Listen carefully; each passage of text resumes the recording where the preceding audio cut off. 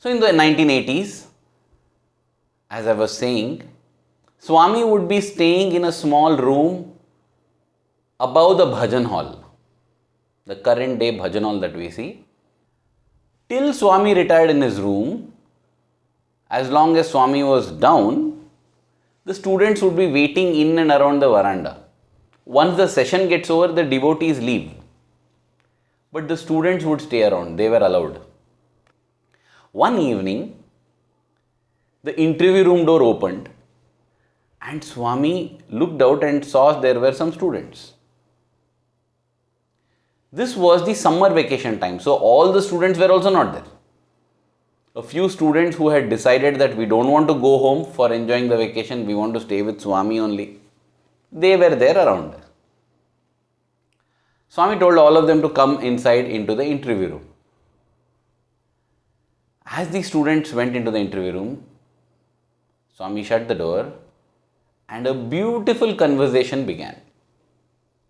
Swami would crack jokes, pull somebody's leg. Such a wonderful time it is when you are with Swami. Time just flies. And any joke that Swami cracks is so humorous and so lovely because it is so much filled with love. Swami will look at a person who is a little above average in size and say, "Hey, pakoda." Pakoda is an Indian dish that is fried in oil and it's round and fat like that. Now, if anybody else calls us pakoda, we will take offense. But the love with which Swami calls somebody as giraffe when he or she is very tall. Swami calls somebody pakoda. Whatever Swami calls, people feel very happy. There was a time when Swami used to call me mental hospital. Mental hospital meaning I am mad.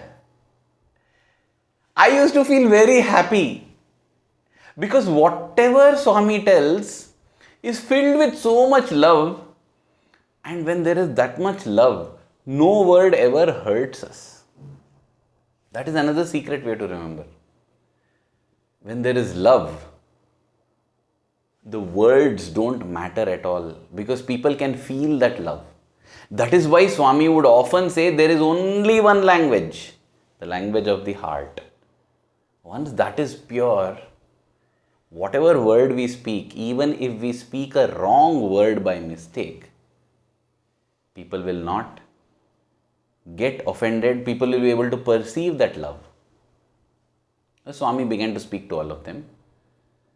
And then Swami began to speak to them about bhajan singing. Swami said, when you sing the bhajans, do you know the meaning? Not just knowing the meaning. Are you able to experience the meaning of that bhajan? This is what Swami asked. Swami further elaborated by saying that see, there is this bhajan, Chitta Chora Yashoda Ke Bal. So beautiful it is. Chitta Chora Yashoda Ke Bal, Navanita Chora Gopal, Gopal, Gopal, Gopal, Govardhana Dhara Gopal. In this bhajan, we repeat the word Gopal, Gopal many times. Gopal is another name of Krishna.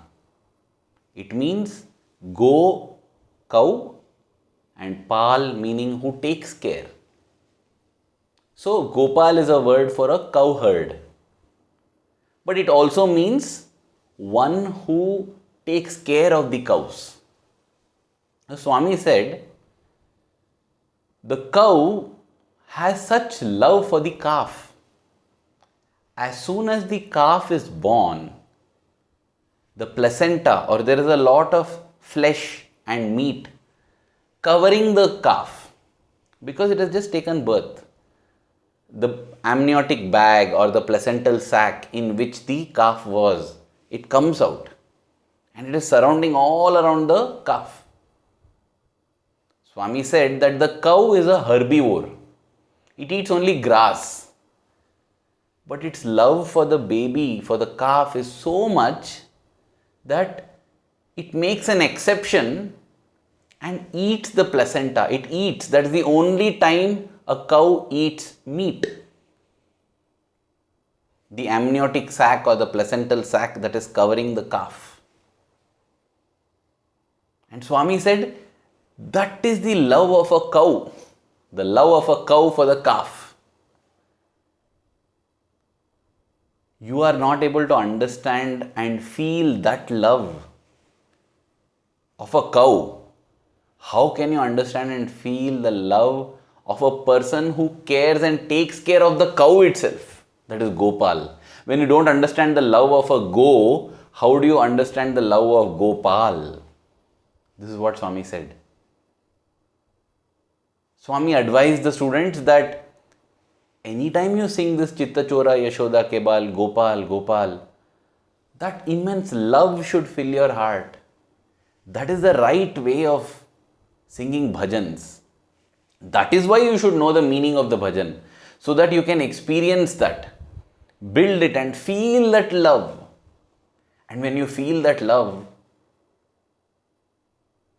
it will not matter whether the tune is very much in scale or not.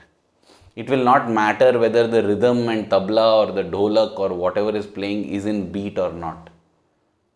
Because we have now got lost in the love of the Lord.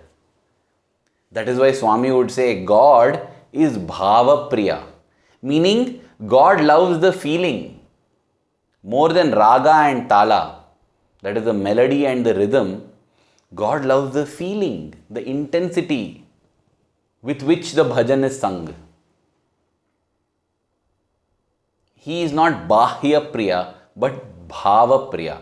Bahya Priya means one who loves what is seen, what is external.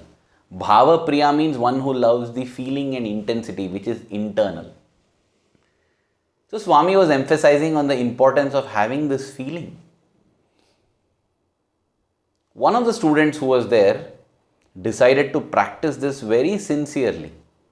So after that, every time during bhajans, he would close his eyes if Swami was not there physically and try to live and experience the meaning of the bhajan being sung. One day it so happened that this boy was seated outside. The bhajans were going on. Swami was in the bhajan hall. Suddenly Swami's car was summoned. So it became clear that Swami is going out for a drive. So as Swami walked, sat in the car and went for the drive, this boy closed his eyes. Because now there is nothing for me to see. Let me visualize the Lord within. And as the bhajans went on, he kept focusing on the beautiful form of the Lord.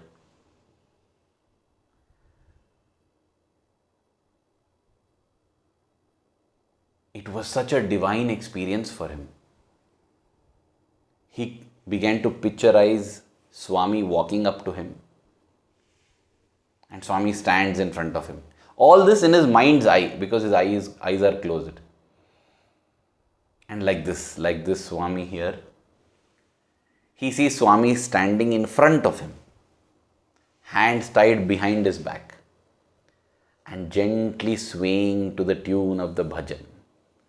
Sai हमारा हम साई के ऐसा प्रेम हमारा साई राम हमारा. Sai, we belong to you. You belong to us. This is a very unique love. Swami, you are ours, we are yours.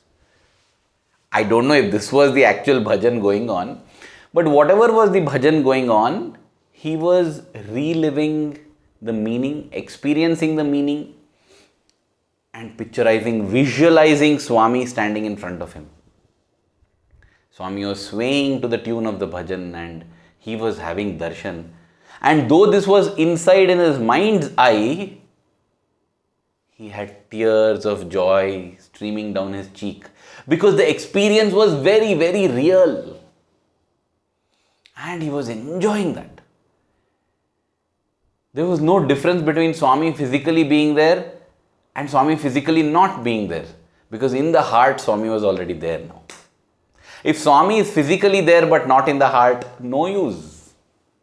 But if Swami is physically not there but present in the heart, we experience him. So it doesn't matter outside whether Swami is there or not. In the heart, if Swami is there, that's done. So he was experiencing the bliss of bhajan. Suddenly, somebody is patting him. And he was disturbed. He tried to focus back. Again, somebody is patting. The disturbance you feel when you are lost in bliss. Oh, he thought, no, what is this? And he opened his eyes. Can you believe it? When he opens his eyes, right in front of him is Swami. And Swami is in the exact same pose that he is imagining in his mind, that he is picturing and visualizing in his heart. Exact, hands tied behind, gently swaying to the rhythm of the bhajan. He got goosebumps all over. My goodness, he folded his hands and looked at Swami. What an experience. What you're imagining, you're seeing. But that did not end there. Swami came close to him, smiled and told him, inside Swami, outside Swami, same. The Swami in your heart and the Swami outside are the same. If you want to experience Swami today, experience him in the heart. Because inside Swami, outside Swami, the same. And then Swami walked away after saying inside Swami, outside Swami is the same. But what a message for him. What a message for all of us. Beautiful, isn't it?